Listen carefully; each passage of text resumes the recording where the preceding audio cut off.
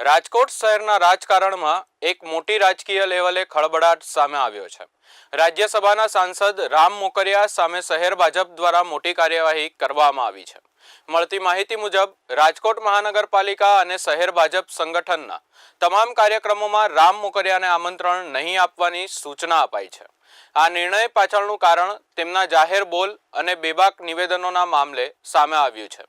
શહેર ભાજપ પ્રમુખ દ્વારા સૂચના આપવામાં આવી હોવાના સંકેત મળ્યા છે, તો બીજી બાજુ સમગ્ર મામલે ડેપ્યુટી મેયર નરેન્દ્રસિંહ જાડેજાએ ગોળ જવાબ આપતા કહ્યું હતું કે ભાજપ અમારો પરિવાર છે અને પરિવારમાં ક્યાંય પણ ખટરાગ નથી।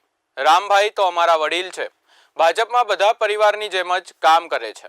ઉલ્લેખનીય છે કે કોર્પોરેશનના છેલ્લા 3 કાર્યક્રમની આમંત્રણ પત્રિકામાં રામભાઈનું નામ જ નથી। રામભાઈએ અગાઉ અનેક વખત કોર્પોરેશનમાં ભ્રષ્ટાચાર ચાલી રહ્યાના આક્ષેપ કર્યા હતા। આ સાથે રાજકોટના મેયર નૈનાબેન પેડરિયાનું નિવેદન સામે આવ્યું હતું। તેમણે પણ એવો જ જવાબ આપ્યો અને કહ્યું કે કોઈ જૂથવાદ નથી।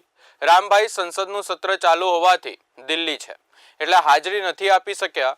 રામભાઈ હંમેશા સાચું બોલે છે એટલે કોઈને તકલીફ પડી હોય। આ તદ્દન ખોટી અફવા છે।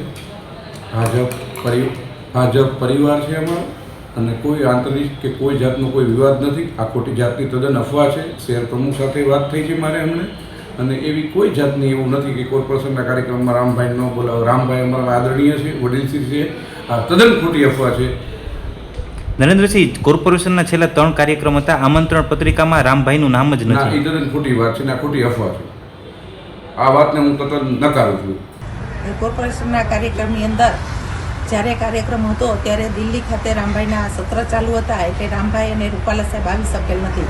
પણ રામભાઈ છે અમારા વડીલ છે, એવું ક્યારેય અમે મનથી પણ વિચારેલું નથી, હૃદયથી પણ વિચારેલું નથી કે રામભાઈનું પત્રિકામાં નામ બાદ કરીએ અને રામભાઈને આપણે કોર્પોરેશનના કાર્યક્રમમાં ન બોલાવીએ। એટલે આ એક ગેરસમજ છે જેને ખરેખર દૂર કરવી જોઈએ।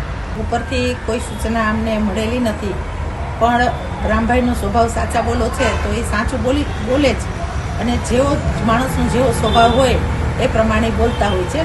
પણ રામભાઈ છે એ સાચા બોલા છે અને આખા બોલા છે, એ સૌ કોઈ જાણે છે। એટલે રામભાઈનું જે વ્યવહાર છે એ ક્યારેય કોઈ અમે માઠું લગાડતા નથી।